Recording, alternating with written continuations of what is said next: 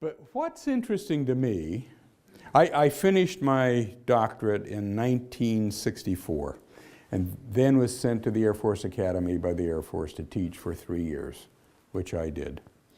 I then finished that obligation and had the appointment here at Stanford.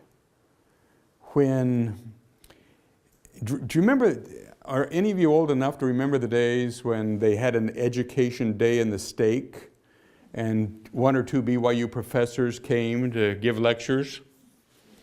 I was on the High Council in the Pikes Peak Stake in 1967, before most of you were born.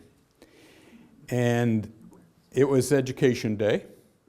One of the people that was sent by BYU was my friend Richard Cowan, who is a blind professor of religion. Some of you know him.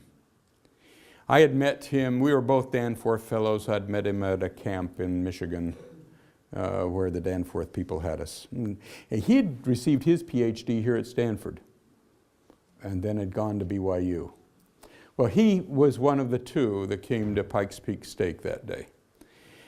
We began talking. He knew that within 3 months I would be finished with my obligation and would be leaving the academy. He said, "Where are you going?" And I said, "Stanford. You should be pleased with that."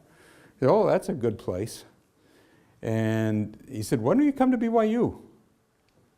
And I said, "Well, I've considered it. In fact, I've had Robert Thomas, the academic vice president, calling me about once a month, encouraging me to think about it, but I've made my mind up that I am going to Stanford." And we parted that night. The next morning, he flew back to Utah from Colorado. The next morning, I got a call from Robert Thomas, who said, "Brother Cowan says you're coming to BYU." And I said, "Brother Thomas, I'm not. I'm sitting here with a contract in my hand to go to Stanford." And he said, "Are you sure?" And I don't know, I had a feeling come over me that I'd better check again. So I said, "Give me a couple of days." And I had no desire to come to BYU. Stanford had a particular research group that was doing exactly what I had been trained to do. And they were very interested in me, and I was very interested in them. And it was really a wonderful opportunity. Anyway, that was Sunday morning.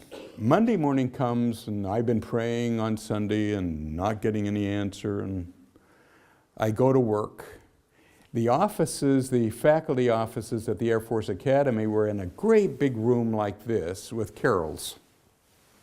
And so each of us had a carrel, no door on them, and walls that came up about that high.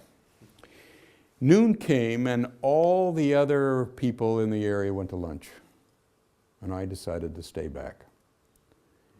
And as I sat there pondering, I decided to get down on my knees behind my desk where people couldn't see me if they passed my portal, and prayed. In that process, I suddenly had emblazoned on my mind a paragraph from Joseph F. Smith's book, Gospel Doctrine, that I'd been reading. And it talked about the responsibility to take care of children, to take care of their parents. And one of the items I had left out of my decision was the fact that my wife's father was very ill and was dying. And they were in Provo. I got up and I knew I was going to Provo, not for BYU, but because I had a responsibility and my wife had a responsibility. It's interesting. It turned out that it was a different reason that got me there.